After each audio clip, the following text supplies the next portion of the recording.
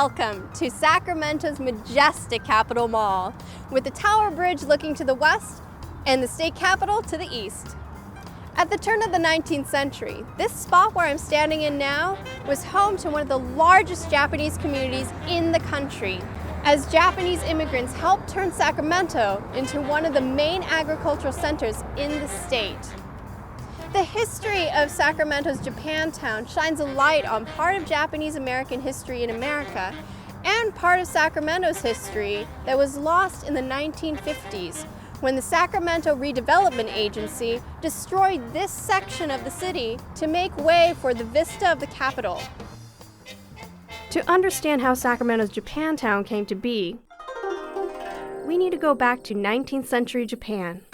In 1868, the Meiji Emperor was restored to power, thus ending the Tokugawa period and centuries of rule by the samurai military elite. Straddled with unequal treaties with the Western powers, Japan set out to remake itself into a modern Western-like power, and in one of the most remarkable and rapid national transformations in world history, it did so by the end of the 19th century. With the Meiji Restoration came the opportunity for many poor Japanese who had been restricted from leaving the country during the Tokugawa period to find work abroad in the hopes of improving their lives.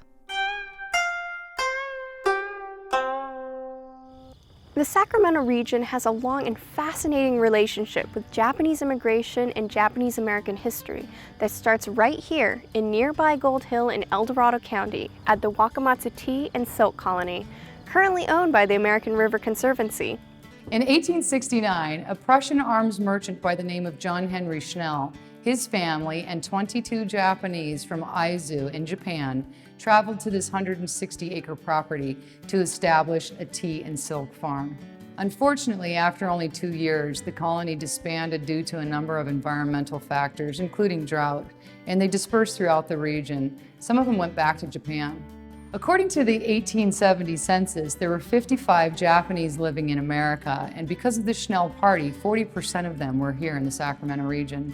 It's also worth noting that Schnell's wife, a samurai-class woman, gave birth to a child when they were here, and her name was Mary, and she became the first person of Japanese descent born in America. After the colony disbanded, a young girl named Oke stayed on to become the nanny to the Vierkamp family, who eventually purchased the property. Unfortunately, Oke died at 19 in 1871, and she became the first woman of Japanese descent to die and be buried in America. We still maintain her grave here in Placerville. So in other words, the Sacramento region is the birthplace of the first Japanese American and the resting place of the first Japanese woman to die in America. Exactly. After the passage of the 1882 Chinese Exclusion Act that banned immigration of Chinese laborers to the United States, many large farm owners and businesses brought over Japanese laborers to fill their place as cheap labor. The vast majority of Japanese who came over were men who worked predominantly as field hands, farmers, lumberjacks, and laborers for the construction of the railroad. By 1900, nearly 30,000 Japanese had come to the United States to find work.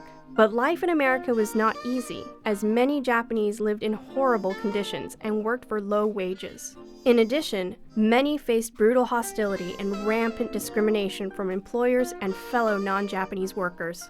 Tension grew between Japan and the United States over Japanese immigration that resulted in the 1907 Gentlemen's Agreement that restricted the immigration of Japanese laborers into America. The later Immigration Act of 1924 placed an outright ban on all Japanese immigration. Despite all of their hard work, many Japanese living in America failed to amass the wealth they envisioned returning to Japan with, and thus decided to settle down and start a family. Only one problem. Most of the Japanese living in America were men, and thus they needed a wife to settle down with. So many sent photographs of themselves home and had photos of potential brides sent back to them. Once a partner was settled on, and because of a loophole in the immigration laws and agreements, the Japanese laborers in the U.S. were able to marry their picture bride via proxy and then have them issued a passport that allowed them to travel to the United States to be with their husbands. Picture brides contributed to the growing population of Japanese in America and the creation of Japantowns. Like other immigrant groups, Japanese tended to settle together in neighborhoods. These ethnic enclaves made life in a new country easier. Japantowns were located up and down the West Coast. They offered services such as Japanese stores with goods from Japan, restaurants, bathhouses, and banks, all with owners and clerks who were Japanese and conducted business in Japanese. The area that would become Sacramento's first Japantown was settled in the 1890s by male farmers and laborers who worked in the outlying areas and came into town to buy goods and visit a place that felt like home. By 1891, Sacramento's Japantown began with lodgings for Japanese to stay in, as they were not often welcomed in places owned by whites. In 1893, the first grocery store was built. This store, which also provided banking and postal services, was the focal point of the community. Over the years, the community grew as more Japanese settled in the area ranging from 2nd and 5th Street to L and M Street. By 1910, Sacramento's Japantown contained 12 general goods stores, 36 restaurants, 15 billiard parlors, a bank, and a movie house.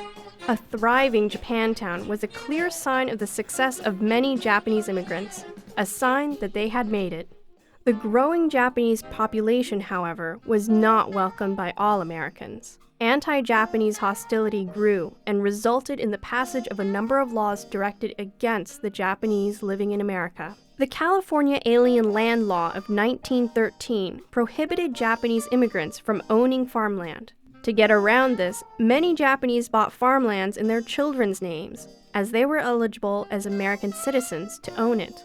In the face of blatant racism, Sacramento's Japantown continued to grow and prosper, and by 1940, there were over 3,500 Japanese living in Sacramento with hundreds of businesses. At its height, the Japanese community in Sacramento contributed significantly to the growth of the agricultural industry in the area and was generating roughly 35% of all cash crops in the state. Though the Schnell party from Aizu failed to turn their land in Gold Hill into a successful tea and silk farm in 1870, by 1940, Japanese who had immigrated to America and settled in the Sacramento area were producing 1/3 of the state's cash crops. Though the bombs were dropped thousands of miles away,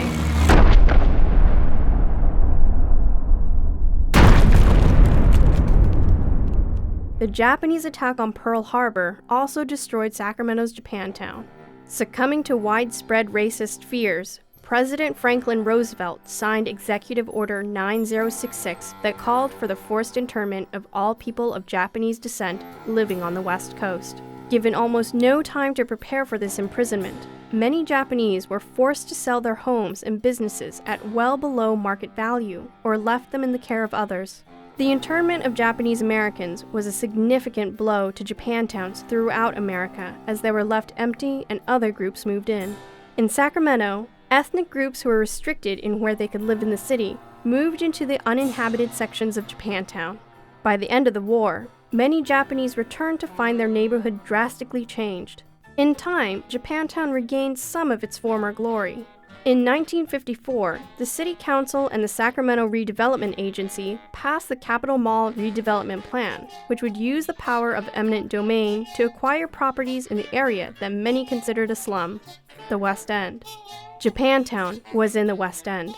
Faced with another forced relocation, many Japanese spoke out and tried to persuade the Sacramento Redevelopment Agency from going through with the plan, but to no avail. About 10 years ago, the City Council of this city designated a 60-odd block area to be redeveloped.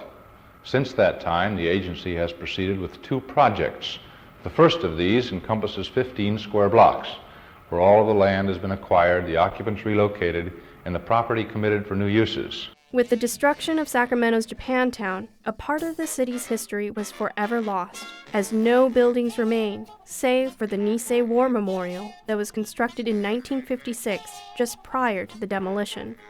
So the next time you come to downtown Sacramento, perhaps on your way to the new Golden One Center, just remember that the center is just across the street from a neighborhood lost forever, Sacramento's Japantown.